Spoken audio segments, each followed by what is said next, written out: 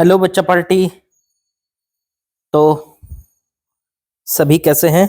Question number 6 पे आ चुके हैं। चैप्टर चल रहा था थर्मल प्रॉपर्टीज ऑफ मैटर। 2023 के जेई मेंस वाले क्वेश्चन चल रहे थे, उनको आगे बढ़ाते हैं। जरा सवाल देखते हैं क्या बोला है। The graph between two temperature scale P and Q. दो टेम्परेचर स्केल हैं पी और क्यू। देखो पहला टेम्परेचर स्केल मैंने बना लिया पी, सीधा बनाओ, ये तो पी है, और एक टेम्परेचर स्केल हमारा क्यू है।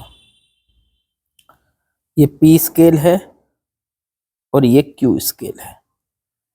ठीक है, अब उनके बीच में एक ग्राफ दे रखा है। इधर देखो क्यू की रीडिंग दे रखी है ग्राफ में, और इधर देखो पी की रीडिंग दे रखी है ग्राफ में।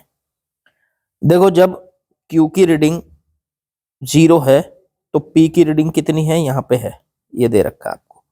तो ये रीडिंग कितनी होगी यहाँ, तो ये पूरी लेंथ देखो यहाँ से यहाँ तक 180। देखो एरो घुमा रहा हूं मैं, यहाँ से यहाँ तक ये 180 का मार्क लगा हुआ है, 180, और ये वाली 150। तो 180 में से अगर 150 माइनस कर दो तो ये बचेगी ये वाली लेंथ, तो ये आ जाएगी 30। 180 माइनस 150। ठीक है, अब यहां पे देखो, अगर आप इसको देखोगे तो इसका मतलब यहां पे जब Q की वैल्यू 0 है, Q तो 0 है ना, यहाँ पे Q की वैल्यू 0 है तो P की वैल्यू 30 है, तो इसको 0,30 पॉइंट हम लिख सकते हैं। ऐसे ही यहाँ पे ये बढ़ते बढ़ते Q की वैल्यू कितनी हो गई 100, तो यहां पर ये बढ़ते बढ़ते P की वैल्यू हो गई 180, तो ये हो गई 100,180 डिग्री। ये जो पहली वाली वैल्यू है ये तो Q की है, और ये जो दूसरी वाली वैल्यू है वो P की है। इधर भी पहली वाली वैल्यू Q की है और दूसरी वाली वैल्यू P की है, क्योंकि Q एक्स एक्सिस पे आ रहा है, इधर है एक्स एक्सिस, और P जो आ रहा है वो वाई एक्सिस पे आ रहा है, इधर है वाई एक्सिस। चलो, तो यहां से हम क्या लिख सकते हैं। देखो एक स्केल को बनाने के लिए हमें 2 पॉइंट की जरूरत होती है, लोअर पॉइंट अपर पॉइंट। तो यहाँ पे अगर आप Q में देखोगे तो Q का लोअर पॉइंट तो 0 हो गया और Q का अपर पॉइंट 100 हो गया, तो Q का लोअर पॉइंट 0 और अपर पॉइंट हो गया 100। ऐसे P का लोअर पॉइंट 30 हो गया, लोअर पॉइंट हो गया 30, क्योंकि जब Q 0 है उस टाइम पे P 30 है, और फिर P का अपर पॉइंट जब Q 100 है तो P 180 है, तो ये हो गया 180। अब इन दोनों के बीच में रिलेशन मान लो, यहाँ पे टेम्परेचर Tp और वही टेम्परेचर Q में हो जाएगा TQ, तो Tp माइनस में 30 बटे में अपर, ये होता है ना रिलेशन, याद करो, ऐसा निकालते टेम्परेचर माइनस में लोअर पॉइंट और बटे में upper point minus lower point, 180 minus 30। ऐसे ही इसमें TQ माइनस में लोअर पॉइंट 0 और बटे में upper point minus lower point, तो 100 माइनस 0। TP माइनस 30 और बटे में 150 बराबर TQ बटे में 100। ये आ जाएगा 0 से 0 कैंसिल हो गया, 5 से काट लो 3, 5 से काटो 2, क्रॉस मल्टीप्लाई कर लो, 2TP माइनस 60, 2 से मल्टीप्लाई, इधर 3 की तो 3TQ, ये आ गया आपके पास। तो ऑप्शन चेक कर लो। अच्छा, ये तो करने की जरूरत ही नहीं थी हमें, ऑप्शन तो यहीं से निकल आ रहे थे। ये था TQ बटे में 100 बराबर TP माइनस 30 बटे में 150, तो TQ बटे में 100 TP माइनस 30 बटे में 150। Option number B is correct हो गया बच्चों। बहुत ही इजी सा क्वेश्चन था, ठीक है, और इसे आगे सॉल्व करने की जरूरत नहीं है, ये हटा सकते हो, यहीं पे आंसर आ गया था बस हमारा। दोबारा लिख देता हूं, ये आ रहा था TP माइनस 30 बटे में 150 बराबर TQ और बटे में 100। ठीक है, तो ये आ गया आपका आंसर। चलो आगे बढ़ते हैं। चलिए नेक्स्ट क्वेश्चन में बच्चों आपको बताएं, मान लीजिए हमारे पास एक शीट है मेटल की इस टाइप से, ठीक है, उसके अंदर हमने एक होल कर दिया, एक होल को ड्रिल कर दिया, ठीक है, जिसका डायामीटर D है। ठीक, अब कितना दे रखा है ये डायामीटर D? D दे रखा है यहाँ पे 5 centimetre. When sheet is heated, अगर शीट को हीट किया जाए 177 डिग्री सेंटीग्रेड से, T2 बराबर शीटेड अप टू है, ये T2 है, 1 मिनट, इन्होंने दिया 27 डिग्री सेंटीग्रेड से, T1 तो है 27, देखो ये ला 27 डिग्री सेंटीग्रेड से T2 बराबर 177 डिग्री सेंटीग्रेड तक इसको हीट किया, तो इसका डायामीटर जो है वो कितना हो जाएगा, डी की वैल्यू बताओ। यहाँ पे उन्होंने दिया है कितना हो जाएगा, the change in diameter, delta D निकालना है। देखो आपको बताएं, जब किसी मेटल की शीट में आप होल करते हैं तो उसका जो डायामीटर होता है उसका फॉर्मूला जो होता है टाइम के साथ वो कितना बढ़े, याद रखना ये जो होल है इसका डायामीटर हमेशा बढ़ता है, जैसे हम इसको हीट करते हैं इसका डायामीटर बढ़ता है, और उसको बढ़ने का जो फॉर्मूला होता है वो होता है डी डैश बराबर, पहले तो डी है और फिर थोड़ी देर बाद ये बढ़ के इसका डायमीटर देखो ऐसे बड़ा हो जाएगा, ये होल जो है बढ़ के बड़ा हो जाएगा इस तरह से, तो बड़ा हो जाता है, डी डैश की वैल्यू निकालनी है, इसका जो डायमीटर है देखो बढ़ गया ये, अब हो जाएगा इसका नया डायमीटर डी डैश, तो उसके लिए फॉर्मूला होता है D into 1 plus alpha delta T, D dash बराबर डी तो है 5 सेंटीमीटर, पहले कितना था, और 1 प्लस अल्फा, अल्फा की वैल्यू हो गई 1.6 इंटू 10 की पावर -5, और डेल्टा T2 माइनस T1, तो 5 सेंटीमीटर, 1 प्लस 1.6 इंटू 10 की पावर -5, T2 माइनस T1 हो गया 177 माइनस 27, ये आ गया सॉल्व करके, तो 5 सेंटीमीटर इंटू में 1 प्लस, इसको सॉल्व कर लो, 1.6 इंटू 177 माइनस 27 बचा 150 इंटू 10 की पावर -5, मल्टीप्लाई करके देखो 5 सेंटीमीटर इंटू में 1 प्लस, ये देखो कितना बच रहा है, ये हो गया 240 इंटू 10 की पावर -5, अगर आप इसको सॉल्व करेंगे तो ये डी डैश आ गया, लेकिन हमें क्या निकालना था कि कितना चेंज आया, सिर्फ चेंज निकालना था ना, तो फिर तो हमें पहले वाले को माइनस करना पड़ेगा, ये डी डैश आ गया, इसके या चेंज के लिए फॉर्मूला सीधा सीधा लगा देते हैं हम, ये छोड़, ये चलो ऐसे भी कर लो, तो ये आ गया सॉल्व करके टोटल 5 सेंटीमीटर को बाहर रखो, इसका इसके साथ प्लस कर दो, कितना बैठेगा ये, तो 1 प्लस इसको 0.024 लिख सकते हो आप, भाई 3 जीरो तो इसमें गई, यहां तक पहुंच गया, और दो एक और 0.024 कर सकते हो आप इसको, 1 मिनट, ये आ जाएगा 10 की पावर -5 है ना, 10 की पावर -5, तो ये हो जाएगा हो जाएगा हो जाएगा 3 जीरो तो इसमें गई 0.0024, ये आएगा आपका, ठीक है ना। अब कर दो इसकी आपस में मल्टीप्लाई, सेंटीमीटर में ही निकालना, चलो ये बन गया 5 सेंटीमीटर इंटू में 1.0024, जरा इसकी करो मल्टीप्लाई, तो 5, ये आ जाएगा आपका 1 इंटू में 5, तो 5 हो जाएगा, ये 0.0120 सेंटीमीटर, ये आ जाएगा भाई डी डैश, इसका नया डायामीटर, लेकिन उसने तो पूछा है चेंज, चेंज कितना हुआ, तो नया डायामीटर माइनस पुराना डायामीटर कर दो, तो पुराना डायामीटर कितना होगा डी, तो नया डायामीटर है 5.012, माइनस में पुराना डायामीटर कितना था 5, इसमें से इसको माइनस करेंगे तो 0.012 सेंटीमीटर, क्या हम इसको 12 इंटू 10 की पावर -3 सेंटीमीटर लिख सकते हैं, बिल्कुल लिख सकते हैं, तो ये आंसर आ गया, इन्होंने लिख रखा है इसको दे रखा, चेंज कितना दे रखा है यहाँ पे उसमें पढ़ लो क्वेश्चन में, d इंटू 10⁻³ 10⁻³ से 10⁻³ कट गया, d की वैल्यू आ गई 12। बस d की वैल्यू 12 है, d की वैल्यू 12। आसान था, डायरेक्ट भी आप इसको निकाल सकते थे। चेंज इन डायमीटर पूछा था, चेंज इन डायमीटर का फॉर्मूला डेल्टा डी सीधे लगा देते, अल्फा डी डेल्टा टी सीधे ये लगा देते, उससे सीधे ही आ जाता आंसर। इसमें बाद में हमने माइनस किया, पहले पूरा का पूरा डायमीटर निकाला और फिर उसको माइनस किया। अब ये सिर्फ चेंज होता कि डायमीटर में जैसे जैसे उसका टेम्परेचर बढ़ा तो उसका डायमीटर कितना बढ़ा, ये कैलकुलेट कर लिया हमने।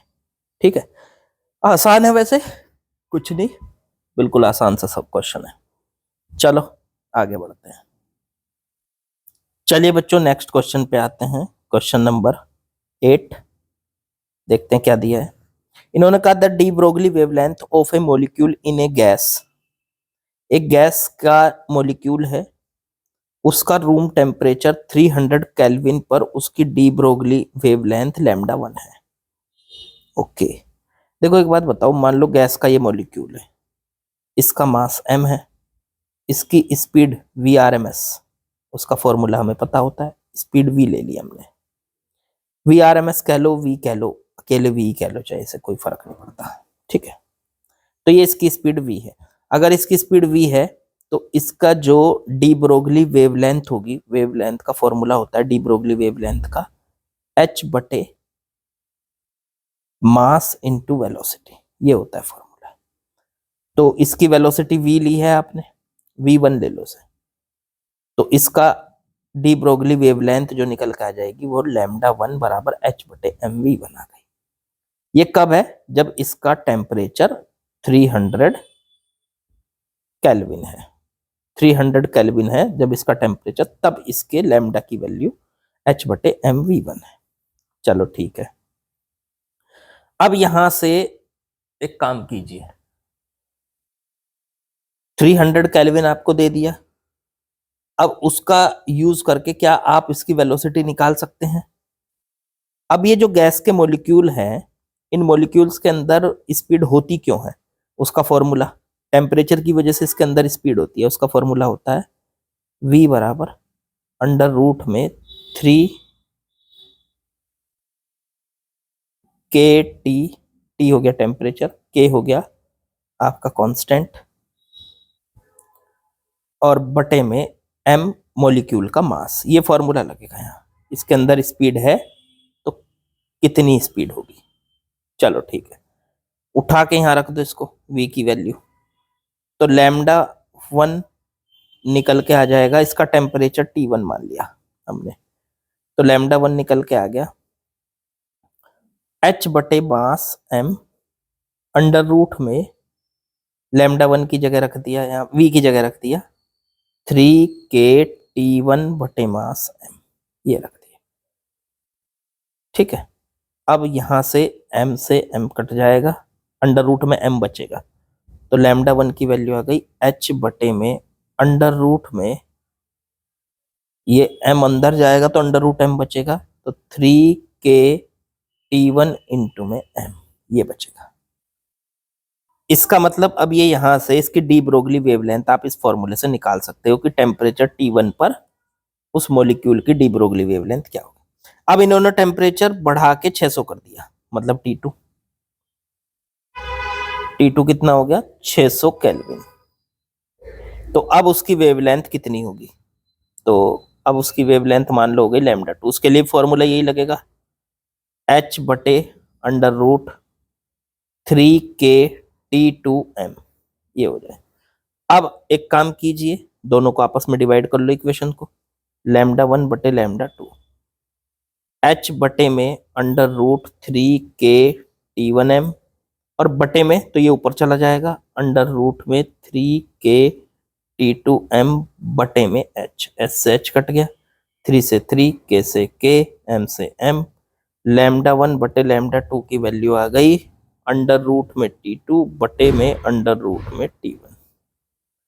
अब यहाँ पे T1 तो कितना था, λ1 तो लैम्डा 1 ही है, लैम्डा 2 निकालना है।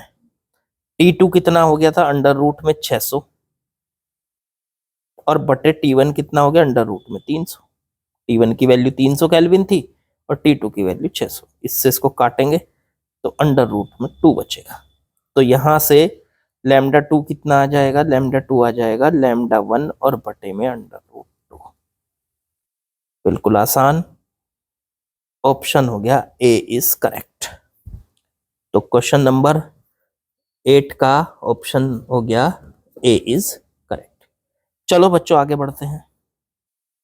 चलिए बच्चों नेक्स्ट क्वेश्चन में आते हैं। थोड़ी सी आवाज आ रही होगी आपको बैकग्राउंड में, तो बारिश हो रखी है इसलिए आ रही है, ठीक है, प्लीज एडजस्ट इट। देखो क्वेश्चन में क्या कहा, heat energy of 184 kilo joule is given to ice of mass 600 gram at -12 degree centigrade. देखो भाई आइस है 600 ग्राम, -12 डिग्री सेंटीग्रेड का टेम्परेचर है, ये आइस है।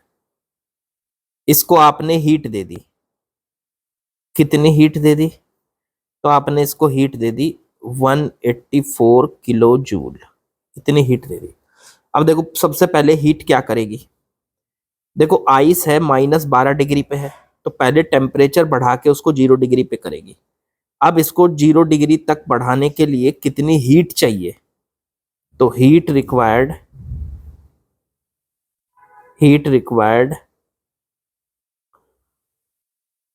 टू आइस, आइस के लिए कितनी हीट रिक्वायर्ड है, for 0 degree centigrade temperature, 0 degree centigrade temperature.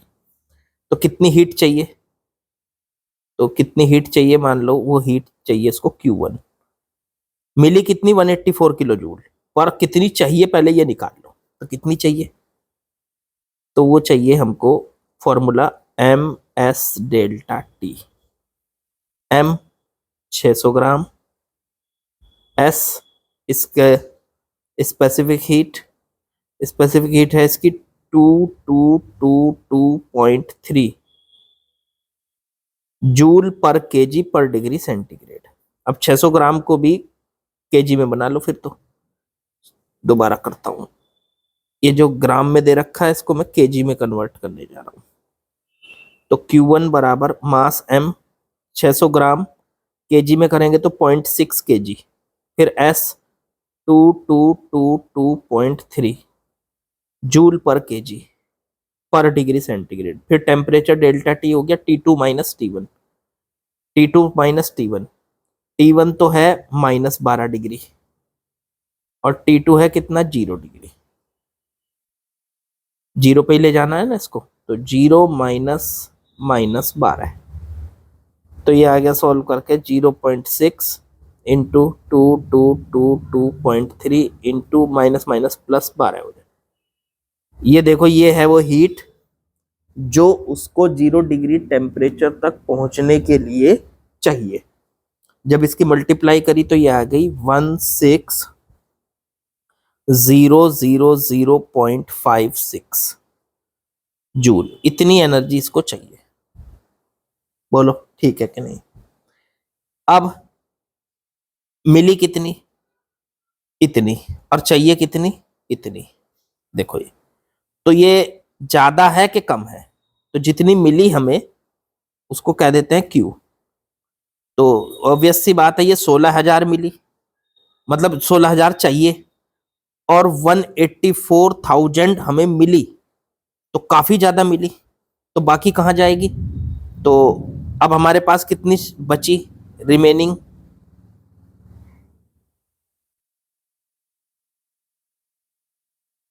एक मिनट, रिमेनिंग कितनी है हमारे पास, इतनी मिली थी हमें Q, और Q1 उसको चाहिए 0 डिग्री तक पहुंचने में, तो जितनी बची वो निकाल लो। तो 184 किलो जूल है, 000 लगा दो, जूल में बदल गया, माइनस में 16,000 0.56। इसको इसमें से माइनस करो, तो देखो माइनस करेंगे तो ये आ जाएगा आपका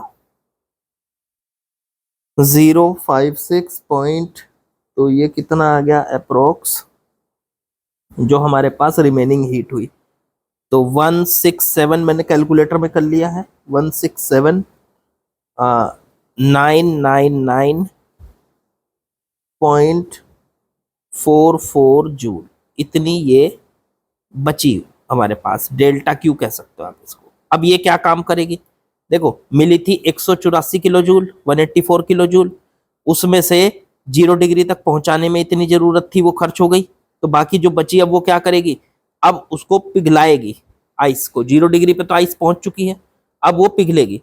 अब पूरा पिघलने में इसको कितनी वो चाहिए हीट, तो फॉर होल मेल्टिंग,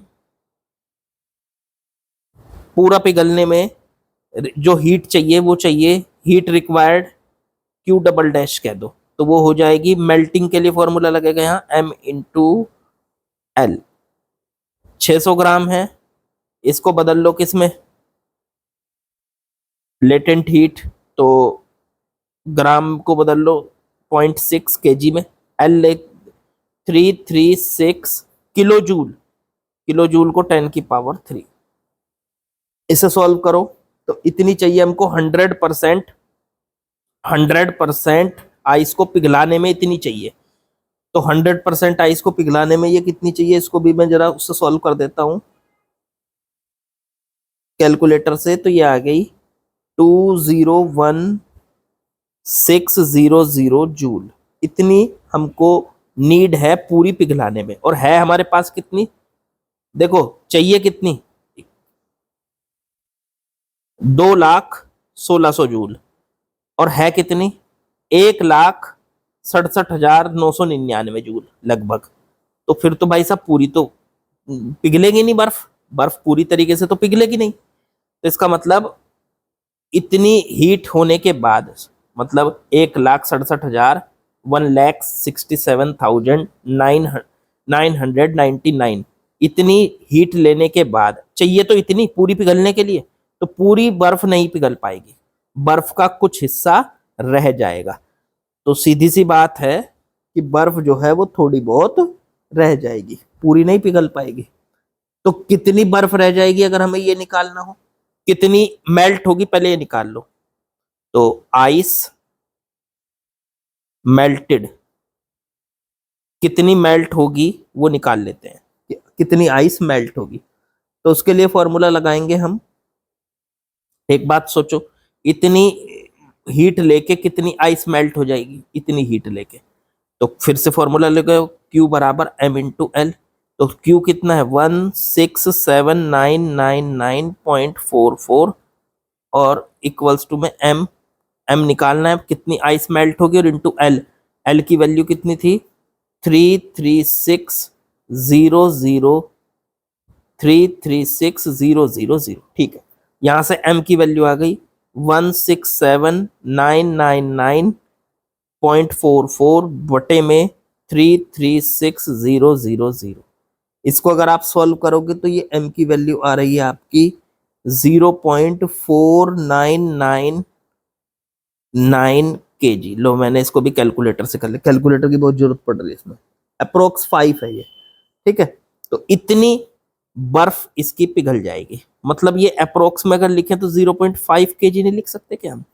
अब देखो टोटल बर्फ कितनी थी, टोटल बर्फ थी आपकी 0.6 kg, और उसमें से 0.5 kg पिघल जाएगी और 0.1 kg रह जाएगी, तो अगर हम ये पूछें कि कितनी रह गई बर्फ, तो आइस नॉट मेल्टेड, जो मेल्ट नहीं हुई है, आइस जो मेल्ट नहीं हुई है वो कितनी रह जाएगी, तो 0.5 0.6 थी टोटल आइस, उसमें से जितनी पिघल गई वो माइनस कर दो, तो 0.1 kg आइस रह गई हमारी बिना पिघले, तो विदाउट मेल्टेड वाली आइस हमारी ये रह गई m डैश कह लो इसको, इतनी पिघल गई और इतनी रह गई।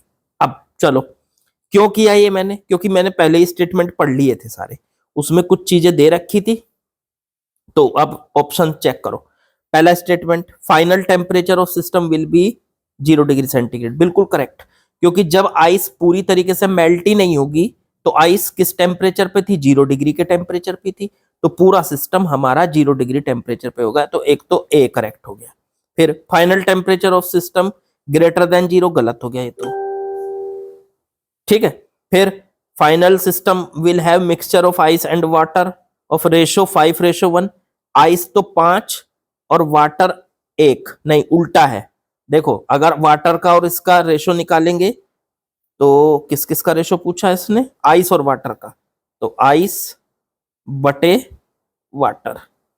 अब एक बात बताओ, आइस कितनी बची थी जो मेल्ट नहीं हुई थी, 0.1 kg, ठीक है, और जो आइस मेल्ट हो गई थी वो तो वाटर बन गई ना, ये वाटर बन गई, ये वाटर बन चुका है, तो वो है 0.5 kg, kg से kg कट गया, पॉइंट से पॉइंट कट गया, 1:5 आ गया, 1/5, तो 1/5, 5:1 लिख रखा, ये गलत हो गया, और डी करेक्ट हो गया, 1:5 आ गया। फिर final system will have water only, final system में केवल वाटर होगा, नहीं, क्योंकि फाइनल सिस्टम में बर्फ भी है, बर्फ पूरी तरीके से पिघली नहीं है, तो ये भी गलत हो गया। तो हमारा कौन कौन सा करेक्ट है, ए करेक्ट है और डी करेक्ट है, ऐसा ऑप्शन चूज कर लो, तो option A and D only, मतलब option number A is correct, ठीक है। बहुत ही अच्छा सवाल था और बहुत ही मतलब इतना आसान नहीं था, मुश्किल था, ठीक है, तो बिल्कुल ध्यान से करिएगा और तब जाके आप इसको कर पाओगे सवाल को, ठीक है, इसमें कई कंसेप्ट आपके क्लियर हो रहे हैं, तो ज्यादा बढ़िया सवाल था ये, ठीक है। चलिए बाकी कल करते हैं चैप्टर कंप्लीट। इसमें आगे कुछ questions Newton's law of cooling के भी थे, लेकिन वो हमारे सिलेबस से बाहर हो चुका है, और आपको पता है मैं तो सारे के सारे जो कंसेप्ट आपको क्वेश्चंस करा रहा हूँ वो नए सिलेबस से करा रहा हूँ, तो नए सिलेबस के अकॉर्डिंग वो कट चुका है, इसलिए ये चैप्टर 2023 वाले सारे क्वेश्चन हमारे हो चुके हैं। बाकी करते हैं कल नया चैप्टर शुरू करेंगे, और लाइक शेयर सब्सक्राइब कमेंट वो कर ही दिया करो यार, थोड़ा सा प्रमोट करो, चैनल को ग्रो करो, ठीक है, आपकी बड़ी मेहरबानी होगी। चलिए कल मिलते हैं, बाकी कल करेंगे। ओके बच्चों, प्रैक्टिस जरूर करते रहिए।